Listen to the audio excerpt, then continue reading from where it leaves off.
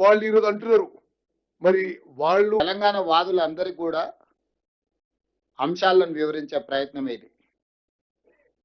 ఈరోజు తెలంగాణ రాష్ట్ర ఏర్పాటే నీటి హక్కుల కోసం ఏర్పడిన రాష్ట్రం.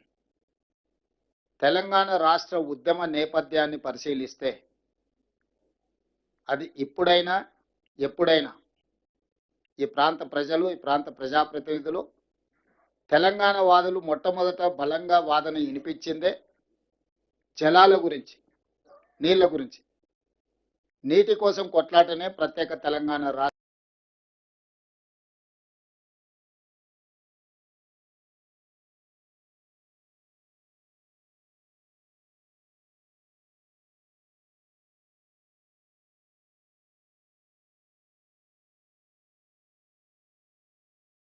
తెలంగాణ రాష్ట్రము దేశంలోనే అభివృద్ధి చెందిన మొదటి రాష్ట్రంగా, ప్రపంచానికి ఆదర్శంగా నిలబడే రాష్ట్రంగా తీర్చిదిద్దడానికి అవకాశం ఉంది.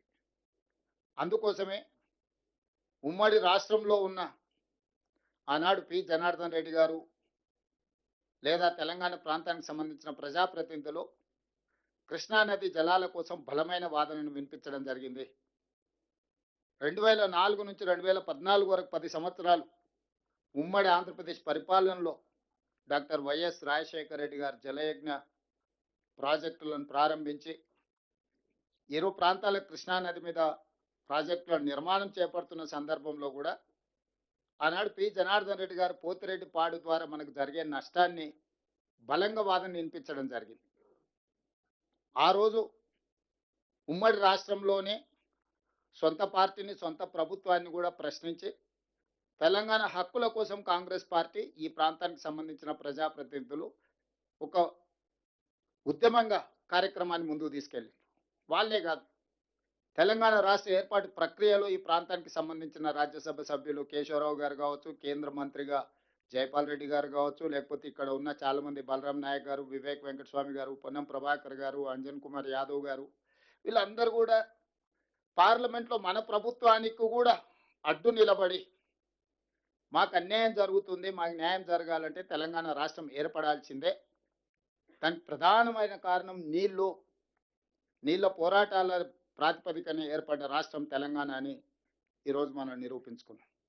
అయితే ఈరోజు జరుగుతున్న చర్చ జరిగిన తప్పిదాలను సవరించుకుంటూ ఈనాటి ప్రభుత్వం వ్యూహాత్మకంగా ఎత్తుగడతో ముందుకెళ్తున్నాం, వ్యూహాత్మకంగా వ్యవహరిస్తున్నాం.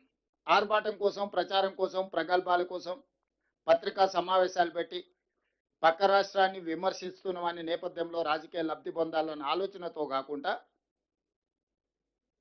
ఒక స్ట్రాటజీ ప్రకారం ముందుకు వెళ్తూ మనకు కావలసిన హక్కులను సాధించుకోవడమే కాకుండా మనకు జరుగుతున్న అన్యాయాన్ని సరిదిద్దడానికి ఈరోజు ప్రయత్నం చేస్తున్నాం. దీనికి సంబంధించి చంద్రశేఖరరావు గారు, హరీష్ రావు గారు, వివిధ సందర్భాలలో టీఆర్ఎస్ నాయకులు మాట్లాడుతున్న మాటలకు సంబంధించి కొంత వివరణ నేను ఇవ్వాలని, ఎందుకంటే టీవీ ఛానల్స్లో కానీ ప్రజా వేదికల మీద ప్రభుత్వం తరఫున వాదన వినిపిస్తున్న వాళ్లకు కొంత సమాచారాన్ని అందించాలి ప్రభుత్వం తరఫున అనేది మా ఆలోచన.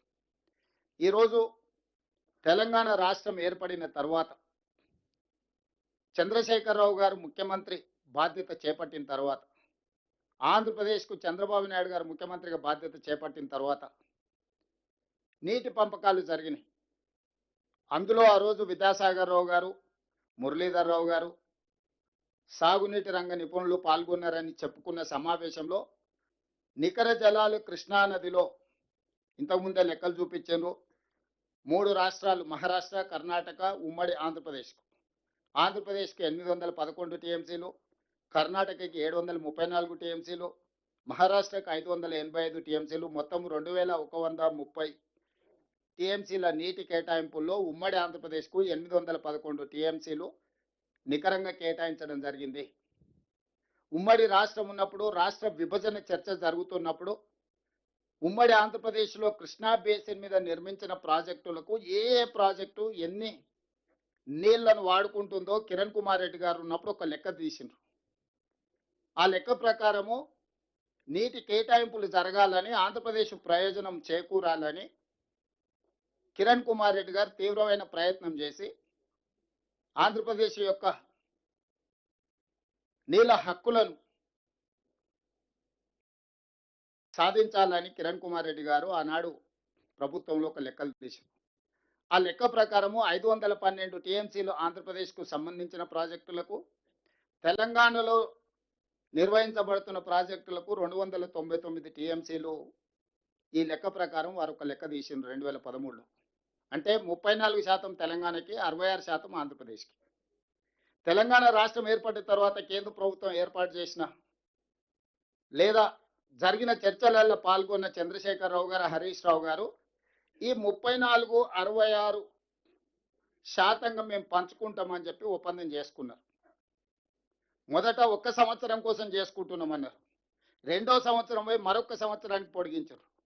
3వ సంవత్సరం పోయి మరొకసారి పొడిగించారు. ఇక 2020లో పోయి చంద్రశేఖరరావు గారు అసలే ఓపిక లేని మనిషి, పెద్దల కేశవరావు గారికి బాగా తెలుసు. ఎవడొస్తే ఊకే మళ్ళీసారి ఇక మళ్ళీ వచ్చేదే లేదు. ఆ Krishna water tribunal, Bachawat tribunal ఫైనల్గా నీటి కేటాయింపులు జరిగే వరకు ఇక మళ్ళీ వచ్చేది లేదు. ఒకటేసారి వన్స్ ఫర్ ఆల్ సంతకం పెడుతున్నా ఇక 512, 2299 లాగా మేము వాడుకుంటాం. ఇంకా ఊకే మమ్మల్ని విలువకరి, ఊకే నా డిస్టర్బ్ చేయకరి, ఫామ్ హౌస్లు ఉంటాయని చెప్పి క్లియర్గా 2020 సంవత్సరంలో సంతకం పెట్టి శాశ్వతంగా తెలంగాణకు 34%, ఆంధ్రప్రదేశ్కు 66% కృష్ణానదిలో నీటి కేటాయింపుల మీద సంతకం పెట్టి పర్మనెంట్గా వాళ్ళకి హక్కు ఇచ్చిండు. దీనివల్ల ఈరోజు మీరందరూ గుర్తించాల్సింది, ఈ బచావత్ ట్రిబ్యునల్ ఎప్పుడు వేసిండ్రు అనుకుంటున్నారు? 2004 వేసిండ్రు. 21 సంవత్సరాలైంది ఈ రోజుకు లెక్కేస్తే. బ్రిజేష్ ఫస్ట్ బచావత్, రెండవది బ్రిజేష్ ట్రిబ్యునల్ని అపాయింట్ చేసింది కృష్ణానది మీద నీటి పంపకాల కోసము 2004లో వేస్తే ఈరోజు 2026కు వచ్చినాం. 21 సంవత్సరాలైనా ఈ నీళ్ళ మీద జడ్జిమెంట్ రాలే. ఇంకా ఎన్నేళ్ళకు వస్తుందో దానికి లెక్కలేదు. అట్లాంటిది ఆ జడ్జిమెంట్ వచ్చేంత వరకు 512 ఆంధ్రప్రదేశ్ వాడుకుంటుంది, 299 తెలంగాణ వాడుకుంటుందని చంద్రశేఖరరావు గారు సంతకం పెట్టారు. ఇది ఆంధ్రప్రదేశ్కు అలసైంది, అవకాశం వచ్చింది. ఈ ప్రకారంగా వాడుకోవడానికి అన్ని ప్రాజెక్టులు పూర్తి చేసుకోవడం కోసం వాళ్ళు బచావత్ ట్రిబ్యునల్ని ముందుకు పోనిస్తలేరు. డేట్ల మీద డేట్లు వేసుకుంటా సంవత్సరానికి 5-6 హియరింగ్స్ కూడా జరగకుండా వాళ్ళు వాయిదాలు వేసుకుంటూ పోతారు. ఎందుకంటే వాళ్ళకి క్లియర్గా ఒక లడ్డు దొరికింది. మనమే సంతకం పెట్టి 512 టీఎంసీలు ఆంధ్రప్రదేశ్ వాడుకోవడానికి మేము ఒప్పుకుంటున్నాం, 299 మాత్రం మేము వాడుకుంటామని మనం సంతకం పెట్టించిన తర్వాత ఇక డిస్ప్యూట్ సెటిల్మెంట్ ఆంధ్రప్రదేశ్ ఎందుకు ముందుకు వస్తుంది? ఈరోజు బచావత్ ట్రిబ్యునల్ ముందల మన వాదన ఏంది? చంద్రశేఖరరావు బ్రిజేష్ ట్రిబ్యునల్ ముందల మన వాదన ఏంది? ఈరోజు మేము ఏం చెప్పినాము? అంతర్జాతీయ జల విధానంలో పరివాహక ప్రాంతం ఎంతైతే ఉంటుందో అంత ప్రపోర్షనట్ షేర్ తెలంగాణకి ఇవ్వాలి. దాని ప్రకారం మా తెలంగాణ పరివాహక ప్రాంతం 71%, ఆంధ్రప్రదేశ్ పరివాహక ప్రాంతం 29%. దీని ప్రకారము మాకు 555 టీఎంసీల నీళ్లు వస్తాయి, మీకు మిగిలిన నీళ్లు మాత్రమే వస్తాయి. కాబట్టి మాకు నికర జలాలలో 811 టీఎంసీల్లో 555 టీఎంసీలు పరివాహక ప్రాంతాన్ని లెక్కగట్టి 71% మాకు ఇవ్వండి, 29% మీరు తీసుకోండి అని మొదటి వాదన వినిపించినాం. రెండవది, ఇదే బ్రిజేష్ ట్రిబ్యునల్ ఈ 811 కాకుండా అదనంగా ఇంకా కొంత నీటి లభ్యత ఉన్నదని 1005 టీఎంసీలు టోటల్గా ఉంటుంది అని ఆర్డర్ ఇచ్చిండ్రు గతంలో. దాని మీద సుప్రీంకోర్టు స్టే చేసింది. ఒకవేళ 1005 టీఎంసీలు కృష్ణానదిలో నీటి లభ్యత ఉమ్మడి ఆంధ్రప్రదేశ్కు ఉంటే 763 టీఎంసీలు తెలంగాణకి ఇవ్వండి, మిగతా 287 టీఎంసీలు మాత్రమే ఆంధ్రప్రదేశ్కి ఇవ్వండి అని చెప్పి రెండో వాదన మనం వచ్చినాక వినిపించినాం. దాంతో ఈరోజు ఆంధ్రప్రదేశ్ ఉక్కిరి బిక్కిరి అవడమే కాకుండా ఆంధ్రప్రదేశ్ ప్రధాన ప్రతిపక్షమైన జగన్మోహన్ రెడ్డి గారు చంద్రబాబు నాయుడు గారికి లేఖ రాసిండు 19th November 2025, almost 1.5 month back. ఏమని? తెలంగాణ సమర్థవంతంగా కృష్ణానది జలాల నీటి కేటాయింపుల మీద వాదన వినిపిస్తుంది, మీరు ఎక్కడ కూడా వాళ్ళని ఎదుర్కోలేకపోతున్నారు. దీనివల్ల ఆంధ్రప్రదేశ్కు మేము సాధించిన చంద్రశేఖరరావు గారిని మేము మేనేజ్ చేసి సాధించిన నీటి కేటాయింపులు కూడా ఈరోజు తిరిగి తెలంగాణకి వెళ్ళిపోయే ప్రమాదం ఉందని ఈరోజు జగన్మోహన్ రెడ్డి గారు అధికారికంగా చంద్రబాబు నాయుడు గారికి లేఖ రాసిండు. ఈ నేపథ్యంలో నిన్న మొన్న జరిగిన ఎన్నికలు, ఈ నీళ్ళ వెనకాల కుత్సితమైన రాజకీయం ఉన్నది. తెలంగాణ రాష్ట్రం వచ్చిన తర్వాత లేదా చంద్రశేఖరరావు గారు మాజీ ముఖ్యమంత్రి అయిన తర్వాత 2023 డిసెంబర్లో జరిగిన అసెంబ్లీ ఎన్నికల్లో ఆ పార్టీ ఓడిపోయింది. 2024 పార్లమెంట్ ఎన్నికల్లో ఆ పార్టీ ఒక్క సీటు గెలవలేదు. ఆ పార్టీ పుట్టినప్పటి నుంచి ఈ పరిస్థితి ఎప్పుడు ఆ పార్టీకి లేదు. ఆ తర్వాత కంటోన్మెంట్లో జరిగిన ఉప ఎన్నికలు, ఆ తర్వాత జూబ్లీ హిల్స్లో జరిగిన ఉప ఎన్నికలు, ఆ తర్వాత సర్పంచ్ ఎన్నికల్లో జరిగిన ఎన్నికల్లో ఎక్కడ కూడా ఆ పార్టీకి ఆశించిన ఫలితాలు రాలేదు. ఓటమి తప్ప ఆ పార్టీకి ఏమీ కనిపించలేదు. ఇప్పటి వరకు ఎన్నికల్లోనే ఓడిపోతూ వచ్చిన బీఆర్ఎస్ పార్టీ మనుగడనే కష్టమవుతుందని చంద్రశేఖరరావు గారు గుర్తించి బయటకు వచ్చి మళ్ళీ జల వివాదం రేపితేనే ఇరు రాష్ట్రాల మధ్య వైషమ్యాల నేపథ్యంలో తెలంగాణ రాష్ట్ర ప్రభుత్వము రేవంత్ రెడ్డి ఆంధ్రప్రదేశ్కు సహకరిస్తున్నాడని ఒక అపోహను కల్పించడం ద్వారా తన పార్టీని బతికించుకునే ప్రయత్నంలో భాగంగా ఒక అబద్ధాల సంఘాన్ని ఏర్పాటు చేసుకొని అబద్ధాల సంఘం ద్వారా నోరు తెరిస్తే ప్రతి పదము అబద్ధం, తూకం వేస్తే 24 క్యారెట్ అబద్ధం. చంద్రశేఖరరావు గారు, హరీష్ రావు గారు చెప్పి ఏదైనా మీరు బంగారంతో మెజర్ చేయాల్సి వస్తే 24 క్యారెట్ ఈజ్ చాలా అత్యంత నాణ్యమైన బంగారం అంటారు కదా. అట్లా 24 క్యారెట్ అబద్ధాలు చంద్రశేఖరరావు గారు, హరీష్ రావు గారు చెప్పి మన మీద అపోహలు కల్పించే ప్రయత్నం చేస్తున్నారు. అందుకే ఈరోజు వారి నిర్ణయాల వల్ల జరిగిన వాటిని ఉత్తమ్ కుమార్ రెడ్డి గారు చాలా డీటెయిల్గా చెప్పారు. నేను పొలిటికల్ అప్రోచ్ చెప్పదలుచుకున్న సహచరం మంత్రులకు అండ్ ఎమ్మెల్యేలకు రేపు పొద్దుగాల వాదన వినిపించడానికి. గోదావరి బేసిన్లో తుమ్మిడియేటి నుంచి చేవెళ్ల వరకు నీళ్లు ఇవ్వడానికి ఆనాడు అంచనాలు వేసి 38,500 కోట్లతో మొదలుపెట్టిన ప్రాజెక్టును రీడిజైనింగ్ పేరు మీద తుమ్మిడిహెట్టి నుంచి మేడిగడ్డకు తరలించడం ద్వారా 1,50,000 కోట్లకు అంచనాలు పెంచారు. ఇందులో ప్రధానంగా ఆయన వ్యాపారం సింపుల్, అయిన ట్రేడ్ సీక్రెట్ ఏంది లేదు, పంపులు లిఫ్టులు. ఎన్ని పంపులు ఎన్ని లిఫ్టులు పెంచితే చంద్రశేఖరరావు గారి ఇంట్లో అంత కనక వర్షం కురుస్తుంది. వేరే ఏ ఫార్ములా కనిపెట్టలే ఆయన. ఈ మట్టి పని ఒకటి చేస్తాడు, తట పని ఒకటి చేస్తాడు, పంపులు లిఫ్టులు తీసుకురా ఆడవాడి బిల్లులు ఎత్తేసి. కాళేశ్వరం మీద పీసీ ఘోష్ ఏం రిపోర్ట్ ఇచ్చిండో నేను చెప్పాల్సిన అవసరం లేదు, లోతుకి వెళ్ళదలుచుకోలేదు. సేమ్ ఫార్ములా జూరాల నుంచి ఉమ్మడి రాష్ట్రంలో మంజూరు చేసిన పాలమూరు రంగారెడ్డి ఎత్తిపోతల పథకాన్ని జూరాల నుంచి శ్రీశైలానికి తరలించిండు. 3 స్టేజ్లలో ఉండే పంపులు 5 స్టేజ్లకు మారింది. 22 పంపులు కాస్త 37 పంపులుగా మారింది. 32,500 కోట్లు 32,200 కోట్ల రూపాయలతో పూర్తి కావాల్సిన పాలమూరు రంగారెడ్డి ఎత్తిపోతల జూరాల సోర్స్ నుంచి ప్రాజెక్టు ఈరోజు 84,000 కోట్లు ఖర్చు పెడితే కూడా పూర్తి అవుతుందనే గ్యారెంటీ లేదు. ఒక ప్రాథమిక అంచనా మాత్రమే. చంద్రశేఖరరావు గారి లెక్కల్లోనే 55,000 కోట్లకు పెరిగింది. ఇందులో ప్రధానంగా ఆయన సాధించిన విజయము 22 పంపులను 37 పంపులుగా మార్చిండు. 3 స్టేజ్లో ఎత్తాల్సిన లిఫ్టులను 5 స్టేజ్లోకి ఎత్తిండు. ఈ 3 స్టేజీల నుంచి 5 స్టేజీలకు జూరాల నుంచి శ్రీశైలంకి ఎప్పుడైతే మార్చిండో ఆంధ్రప్రదేశ్కి అవకాశం వచ్చింది. జూరాల కంప్లీట్గా తెలంగాణ రాష్ట్రంలో ఉన్న తెలంగాణ రాష్ట్ర project, state owned project. Karnataka నుంచి కృష్ణా నది జలాలు భీమా ద్వారా వచ్చే జలాలు జూరాల దగ్గరికే వస్తాయి. కొత్త సోర్స్ ఏం లేదు. మేజర్గా కృష్ణా నది జలాలు మహారాష్ట్ర నుంచి కర్ణాటక నుంచి బయలుదేరి ఉమ్మడి ఆంధ్రప్రదేశ్లో ఎక్కడికి వస్తాయని అంటే మహబూబ్ నగర్ జిల్లా జూరాల ప్రాజెక్టుకు వస్తాయి.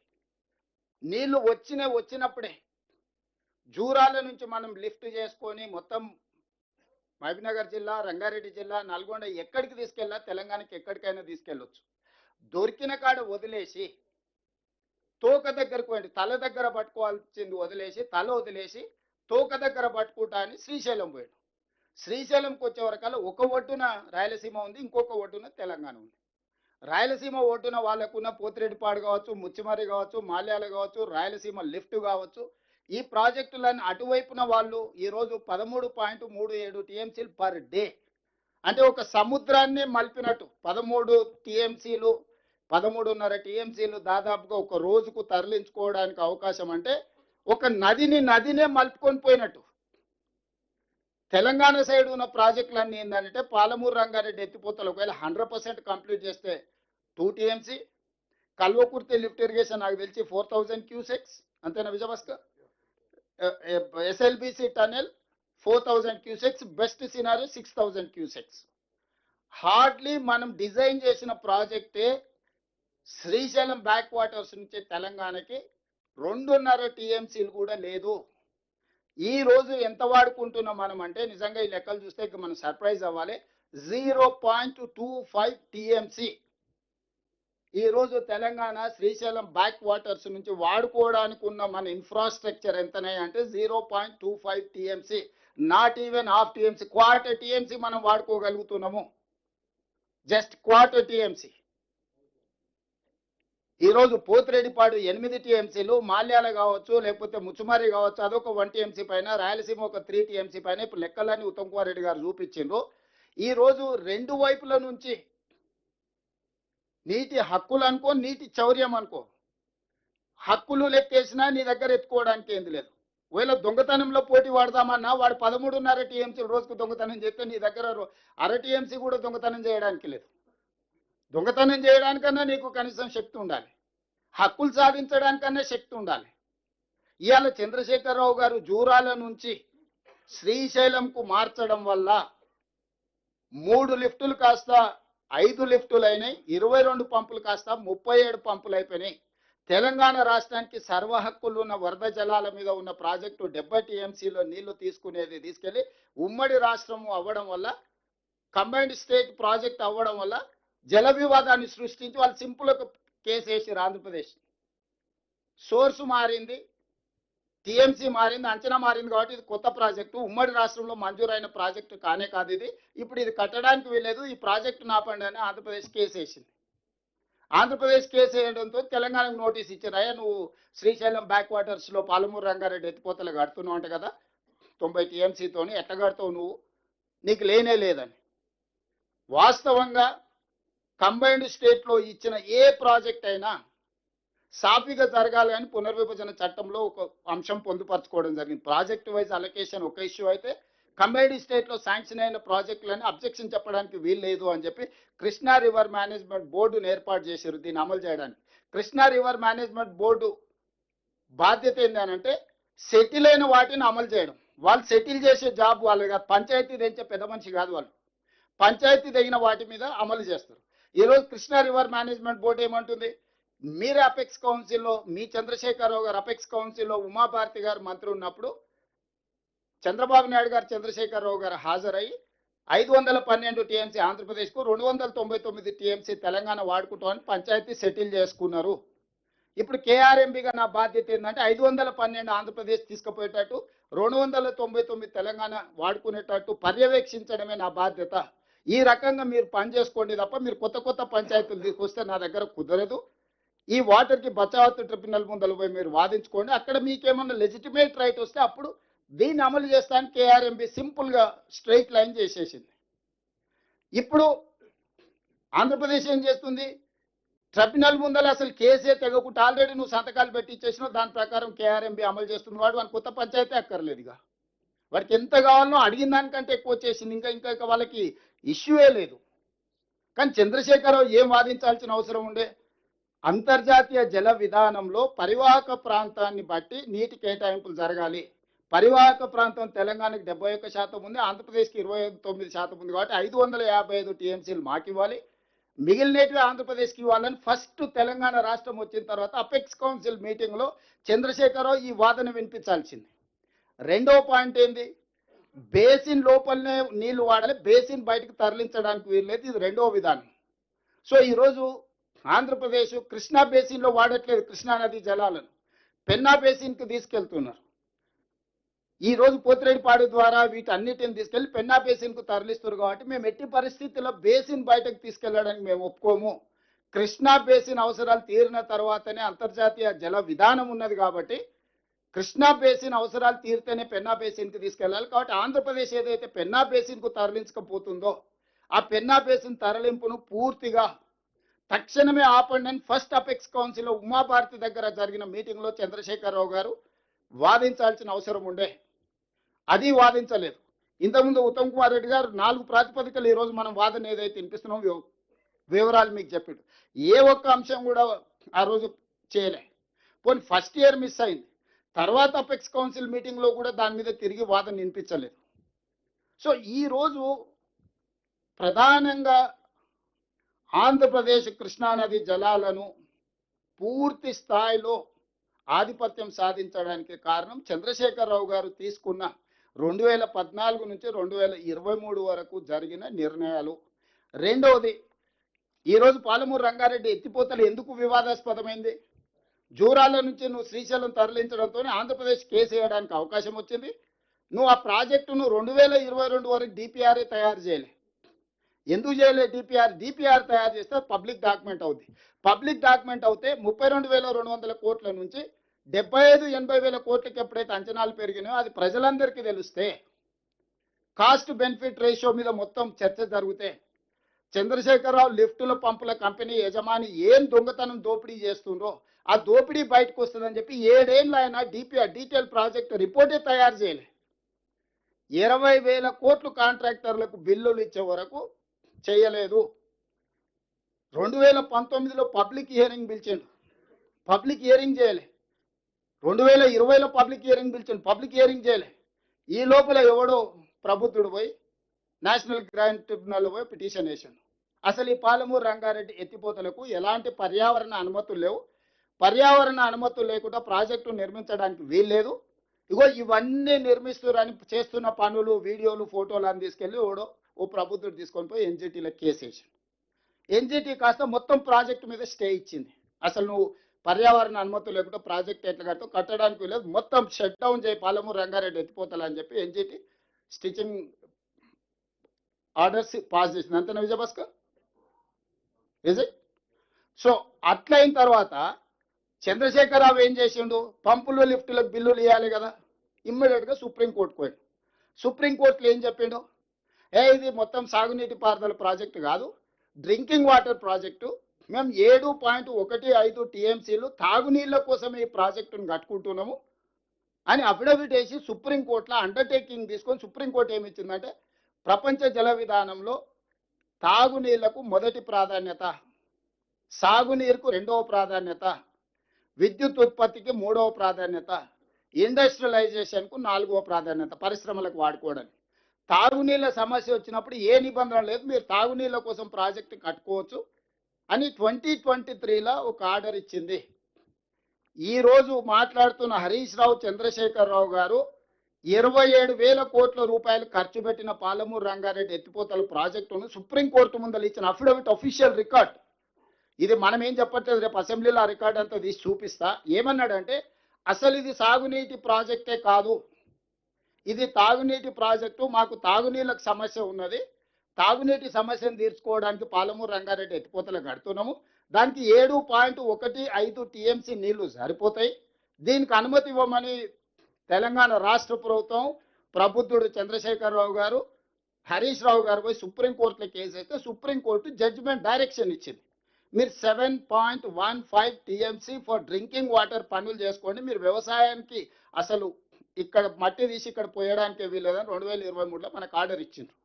దాంతో పాలమూరు రంగారెడ్డిలో 27,000 కోట్ల రూపాయలు ఖర్చు పెట్టిన తర్వాత ఎక్కడిదక్కడే స్టాండ్ స్టిల్ అయింది. ఈ తాగునీటి కోసం ఎందుకు అనుమతి తెచ్చిండు ఆయన? ఇందులో ఒక లాజిక్ ఉంది. పంపులకు లిఫ్టులకు పైసలు ఇవ్వాలి కదా కాంట్రాక్టర్కి, దాంతోనే ఆయన కమిషన్ వస్తుంది కదా. పంపులు లిఫ్టుల కాంట్రాక్టర్స్కు పేమెంట్ ఇవ్వడానికి ఇది తాగునీటి ప్రాజెక్టు కింద చిత్రీకరించేసి పంపులు లిఫ్టుల కంపెనీకి మొత్తం పేమెంట్లు ఇచ్చిండే. స్థూలంగా చంద్రశేఖరరావు 27,000 కోట్లలో మీరు ఒకసారి మొత్తం డీటెయిల్స్ తీస్తే పంపులు లిఫ్టులకే పేమెంట్లు ఉంటాయి. ఆ సుప్రీంకోర్టు పర్మిషన్ కూడా డ్రింకింగ్ వాటర్ అని ఎందుకు తెచ్చిందట, పంపులు లిఫ్టులోకి పైసలు ఇస్తే నేను కమిషన్ వస్తుంది కాబట్టి కంప్లీట్గా పంపులు లిఫ్టుల కంపెనీవాడి కోసమే ఈరోజు పాలమూరు రంగారెడ్డిని జూరాల నుంచి శ్రీశైలం తరలించి శ్రీశైలంలో తాగునీటి ప్రాజెక్టు కానీ ఇంటరిం ఆర్డర్ తీసుకొచ్చింది. మేము వచ్చి చూస్తే సుప్రీంకోర్టు ఆర్డర్ ఉంది. కేంద్ర ప్రభుత్వం దగ్గరకు పోతే వాడేమంటాడు, ఆల్రెడీ ట్రిబ్యునల్ ముందల ఈ వాదన ఉంది, దీని కింద ఈ వాదన ఉంది, మీకు ఏ అనుమతి ఇవ్వడానికి లేదు. ఆల్రెడీ మీ లీడరు పోయిన గవర్నమెంట్ మాకు అఫిడవిట్ ఇచ్చింది, 90 టీఎంసీలో నీకు సోర్సు కొత్తదని ఆంధ్రప్రదేశ్ ఏదైతే పిటిషన్ వేసారో దానికి ఏం చెప్పిండంటే, మా దగ్గర మైనర్ ఇరిగేషన్ చెరువులు కుంటలలో మేము నీళ్లు వాడుకుంటున్నాం, అందులో సేవింగ్స్ ఒక 45 టీఎంసీలు మేము చెరువులు కుంటలు వాడుకోకుండా పాలమూరు రంగారెడ్డి ఎత్తిపోతలకు వాడుకుంటాం. ఇప్పుడు గోదావరిలో పట్టిసీమ ద్వారా పోలవరం నుంచి మేము కృష్ణా డెల్టా ఆయకట్టుకు 80 టీఎంసీల నీళ్లు తీసుకెళ్తున్నారు. అట్లా బేసిన్ మారినప్పుడు ఆ నీటిల పై రాష్ట్రాలకు కేటాయించాలి. మాకు ఒక 45 టీఎంసీల నీళ్లు వస్తే మిగతా కర్ణాటక మహారాష్ట్రకు పోతే ఆ 45 గోదావరి నుంచి కృష్ణా బేసిన్కు తరలించిన దాంట్లో మాకు వాటా వస్తుందని ఒక వాదన.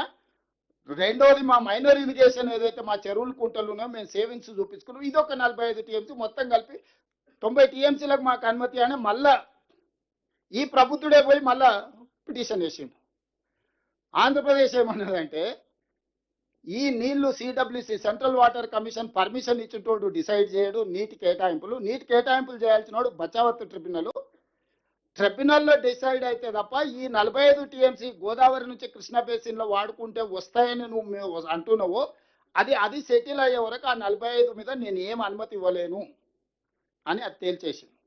రెండో 45కి ఏమన్నాడు, ఓకే నువ్వు మైనర్ ఇరిగేషన్లో వాడుకుంటా మిగిలిచ్చి వాడుతున్నా అంటున్నావు కదా, 30 సంవత్సరాలు నువ్వు ప్రతి చెరువుది కృష్ణా బేసిన్లో ఉన్న అన్ని చెరువుల లెక్కలు తీసి ప్రతి చెరువుకు కుంటకు నువ్వు ఏడేడ మిగిలిచ్చినావు 30 సంవత్సరాల డేటా తీసుకొచ్చి నాకు ఇస్తే ఆ 45 టీఎంసీల సంగతి తెలుస్తాను మనకు లెటర్ రాసింది. అంతేనా విజయభాస్కర్?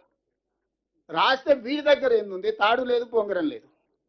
ఈ లోపల మిగిలిచ్చిన ఆంధ్రప్రదేశ్ ఏమన్నదంటే, కమిషన్ కాకతీయ పెద్దల నాయన నరసింహారెడ్డి గారు చెప్పేటోళ్ళు కేసీఆర్ గారు కమిషన్ కాకతీయ తెచ్చిండని, దాంతో మొత్తం నీళ్ళంతా ఊర్లలో ఊరిపోయినాయి వాడుకుంటున్నాం అన్నారు కదా. వీళ్ళు దొంగ లెక్కలన్నీ పెట్టి ఆంధ్రప్రదేశ్ ఆ డేటా డౌన్లోడ్ తీసుకొని పోయి, సార్ చెరువులు కుంటలు పాత వినియోగానికి తగ్గలేదు, పెరిగింది, పెరగడానికి కారణం ఏంటంటే కమిషన్ కాకతీయాల ఈ చెరువులు కుంటలు అంతా పునరుద్ధరించారు, మైనర్ ఇరిగేషన్ల గతంలో వాడుకునే దానికంటే రెండింతలు వాడుకుంటారు, సేవింగ్సే లేదు, ఈ 45 కూడా నువ్వు అనుమతి ఇవ్వడానికి దీన్ని కూడా తీసి బయట పడేది, మొత్తం కొత్త ప్రాజెక్టు, దీన్ని మొత్తం తాళమేనని ఆంధ్రప్రదేశ్ మన మీదకి లగెత్తుకొచ్చింది. ఈ నేపథ్యంలో మనం వచ్చి నాకేం చేసినాం అంటే, అరే డ్రింకింగ్ వాటర్ కింద పెట్టి 25,000 కోట్లు 27,000 కోట్లు ఖర్చు పెట్టి డ్రింకింగ్ వాటర్ అని మూసుకొని ఉంటే పరువు పోతుంది. ఒక పని చేయరు, 90 టీఎంసీలో మైనర్ ఇరిగేషన్ది చెరువు కుంటలు ప్రతి చెరువుకు ఉంటుంది, డేటా దొరకదు, క్లస్టర్ కింద మాకు అనుమతి ఇవ్వండి అంటే ఓ మండలం ఓ రెవెన్యూ డివిజన్లో ఎన్ని చెరువులు కుంటలు ఉన్నాయి దాంట్లో 30 ఏళ్ళ డేటా మేమంతా లెక్క కట్టుకొని వస్తాం, మాకు కొంచెం వెసులుబాటు కల్పించు, ఒక్కొక్క చెరువు ఒక్కొక్క కుంట లెక్క కట్టాలంటే మళ్ళీ 30 ఏళ్ళు పడుతుంది, మాకు ఈ లెక్కలు కట్టడానికే కుదరదు, రాష్ట్రం విడిపోవడం వల్ల డేటా కూడా మా దగ్గర సరిగ్గా లేదు, ఉన్నంతలో క్లస్టర్ కింద తీసుకొచ్చి మీకు ఇస్తాము, దాని ప్రకారం ఫస్ట్ 45 టీఎంసీలు సాగునీటి ప్రాజెక్టు నిర్మించుకోవడానికి మాకు అనుమతి ఇవ్వండి, ఈ ప్రాజెక్టులన్నీ మేము ముందుకు వెళ్తాం, మిగతా 45 ట్రిబ్యునల్ ముందు వచ్చినప్పుడు మిగతా 45 చేసుకుని ఫస్ట్ ఏదో ఒకటి సాగదీద్దామని ముందుకు వెళ్దాం అనే దాని మీద మీ 45 టీఎంసీలకు ఉత్తమ్ కుమార్ రెడ్డి గారు అదే లేఖ రాశారు. టోటల్ మీద మాకు 90 టీఎంసీలు, ఫస్ట్ ఫేజ్లో మా సేవింగ్స్ 45 టీఎంసీలకు మేము పనిచేసుకుంటాం అనుమతి అన్నారు. దీంట్లో రెండు ఉన్నాయి. ఈ అనుమతి వస్తే ఈయన 11.5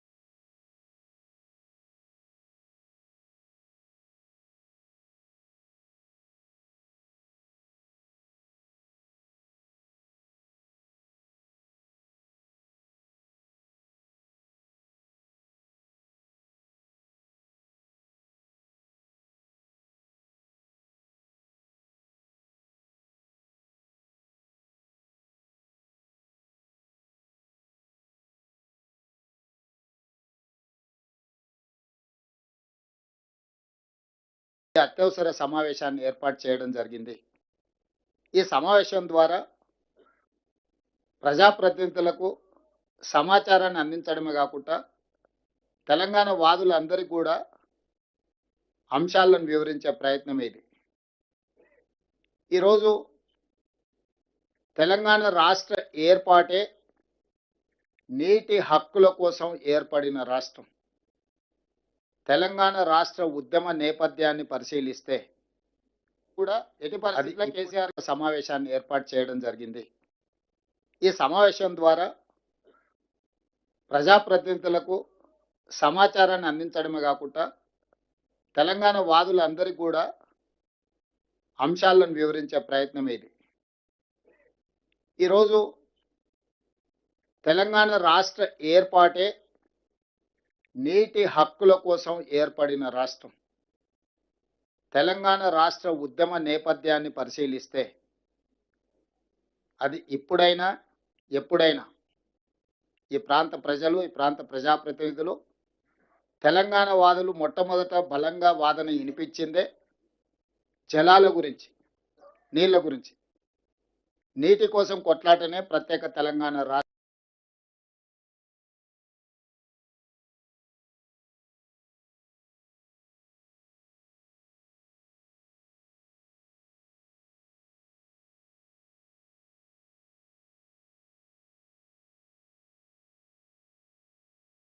తెలంగాణ రాష్ట్రము దేశంలోనే అభివృద్ధి చెందిన మొదటి రాష్ట్రంగా, ప్రపంచానికి ఆదర్శంగా నిలబడే రాష్ట్రంగా తీర్చిదిద్దడానికి అవకాశం ఉంది. అందుకోసమే ఉమ్మడి రాష్ట్రంలో ఉన్న ఆనాడు పి జనార్దన్ రెడ్డి గారు లేదా తెలంగాణ ప్రాంతానికి సంబంధించిన ప్రజాప్రతినిధులు కృష్ణానది జలాల కోసం బలమైన వాదనను వినిపించడం జరిగింది. 2004 నుంచి 2014 వరకు 10 సంవత్సరాలు ఉమ్మడి ఆంధ్రప్రదేశ్ పరిపాలనలో డాక్టర్ వైఎస్ రాజశేఖర రెడ్డి గారు జలయజ్ఞ ప్రాజెక్టులను ప్రారంభించి ఇరు ప్రాంతాల కృష్ణానది మీద ప్రాజెక్టుల నిర్మాణం చేపడుతున్న సందర్భంలో కూడా ఆనాడు పి జనార్దన్ రెడ్డి గారు పోతిరెడ్డి పాడు ద్వారా మనకు జరిగే నష్టాన్ని బలంగా వాదన వినిపించడం జరిగింది. ఆ రోజు ఉమ్మడి రాష్ట్రంలోనే సొంత పార్టీని, సొంత ప్రభుత్వాన్ని కూడా ప్రశ్నించి తెలంగాణ హక్కుల కోసం కాంగ్రెస్ పార్టీ, ఈ ప్రాంతానికి సంబంధించిన ప్రజాప్రతినిధులు ఒక ఉద్యమంగా కార్యక్రమాన్ని ముందుకు తీసుకెళ్ళి, వాళ్ళే కాదు తెలంగాణ రాష్ట్ర ఏర్పాటు ప్రక్రియలో ఈ ప్రాంతానికి సంబంధించిన రాజ్యసభ సభ్యులు కేశవరావు గారు కావచ్చు, కేంద్ర మంత్రిగా జైపాల్ రెడ్డి గారు కావచ్చు, లేకపోతే ఇక్కడ ఉన్న చాలామంది బలరాం నాయక్ గారు, వివేక్ వెంకటస్వామి గారు, పొన్నం ప్రభాకర్ గారు, అంజన్ కుమార్ యాదవ్ గారు, వీళ్ళందరూ కూడా పార్లమెంట్లో మన ప్రభుత్వానికి కూడా అడ్డు నిలబడి మాకు అన్యాయం జరుగుతుంది, మాకు న్యాయం జరగాలంటే తెలంగాణ రాష్ట్రం ఏర్పడాల్సిందే, దానికి ప్రధానమైన కారణం నీళ్ళ పోరాటాల ప్రాతిపదికన ఏర్పడ్డ రాష్ట్రం తెలంగాణ అని ఈరోజు మనం నిరూపించుకున్నాం. అయితే ఈరోజు జరుగుతున్న చర్చ జరిగిన తప్పిదాలను సవరించుకుంటూ ఈనాటి ప్రభుత్వం వ్యూహాత్మకంగా ఎత్తుగడతో ముందుకెళ్తున్నాం, వ్యూహాత్మకంగా వ్యవహరిస్తున్నాం. ఆర్భాటం కోసం, ప్రచారం కోసం, ప్రగల్భాల కోసం పత్రికా సమావేశాలు పెట్టి పక్క రాష్ట్రాన్ని విమర్శిస్తున్నామనే నేపథ్యంలో రాజకీయ లబ్ధి పొందాలన్న ఆలోచనతో కాకుండా ఒక స్ట్రాటజీ ప్రకారం ముందుకు వెళ్తూ మనకు కావలసిన హక్కులను సాధించుకోవడమే కాకుండా మనకు జరుగుతున్న అన్యాయాన్ని సరిదిద్దడానికి ఈరోజు ప్రయత్నం చేస్తున్నాం. దీనికి సంబంధించి చంద్రశేఖరరావు గారు, హరీష్ రావు గారు వివిధ సందర్భాలలో టీఆర్ఎస్ నాయకులు మాట్లాడుతున్న మాటలకు సంబంధించి కొంత వివరణ నేను ఇవ్వాలని, ఎందుకంటే టీవీ ఛానల్స్లో కానీ ప్రజా వేదికల మీద ప్రభుత్వం తరఫున వాదన వినిపిస్తున్న వాళ్లకు కొంత సమాచారాన్ని అందించాలి ప్రభుత్వం తరఫున అనేది మా ఆలోచన. ఈరోజు తెలంగాణ రాష్ట్రం ఏర్పడిన తర్వాత చంద్రశేఖరరావు గారు ముఖ్యమంత్రి బాధ్యత చేపట్టిన తర్వాత, ఆంధ్రప్రదేశ్కు చంద్రబాబు నాయుడు గారు ముఖ్యమంత్రిగా బాధ్యత చేపట్టిన తర్వాత నీటి పంపకాలు జరిగినాయి. అందులో ఆ రోజు విద్యాసాగర్ రావు గారు, మురళీధర్ రావు గారు, సాగునీటి రంగ నిపుణులు పాల్గొన్నారని చెప్పుకున్న సమావేశంలో నికర జలాలు కృష్ణానదిలో ఇంతకుముందే లెక్కలు చూపించారు, 3 రాష్ట్రాలు మహారాష్ట్ర, కర్ణాటక, ఉమ్మడి ఆంధ్రప్రదేశ్‌కు. ఆంధ్రప్రదేశ్‌కి 811 టీఎంసీలు, కర్ణాటకకి 734 టీఎంసీలు, మహారాష్ట్రకి 585 టీఎంసీలు, మొత్తం 2130 టీఎంసీల నీటి కేటాయింపుల్లో ఉమ్మడి ఆంధ్రప్రదేశ్‌కు 811 టీఎంసీలు నికరంగా కేటాయించడం జరిగింది. ఉమ్మడి రాష్ట్రం ఉన్నప్పుడు, రాష్ట్ర విభజన చర్చ జరుగుతున్నప్పుడు ఉమ్మడి ఆంధ్రప్రదేశ్‌లో కృష్ణా బేసిన్ మీద నిర్మించిన ప్రాజెక్టులకు ఏ ప్రాజెక్టు ఎన్ని నీళ్లను వాడుకుంటుందో కిరణ్ కుమార్ రెడ్డి గారు ఉన్నప్పుడు ఒక లెక్క తీసిండ్రు. ఆ లెక్క ప్రకారము నీటి కేటాయింపులు జరగాలని, ఆంధ్రప్రదేశ్ ప్రయోజనం చేకూరాలని కిరణ్ కుమార్ రెడ్డి గారు తీవ్రమైన ప్రయత్నం చేసి ఆంధ్రప్రదేశ్ యొక్క నీళ్ళ హక్కులను సాధించాలని కిరణ్ కుమార్ రెడ్డి గారు ఆనాడు ప్రభుత్వంలో ఒక లెక్కలు తీశారు. ఆ లెక్క ప్రకారము 512 టీఎంసీలు ఆంధ్రప్రదేశ్‌కు సంబంధించిన ప్రాజెక్టులకు, తెలంగాణలో నిర్వహించబడుతున్న ప్రాజెక్టులకు 299 టీఎంసీలు ఈ లెక్క ప్రకారం వారు ఒక లెక్క తీసిండ్రు 2013లో. అంటే 34% తెలంగాణకి, 66% ఆంధ్రప్రదేశ్‌కి. తెలంగాణ రాష్ట్రం ఏర్పడిన తర్వాత కేంద్ర ప్రభుత్వం ఏర్పాటు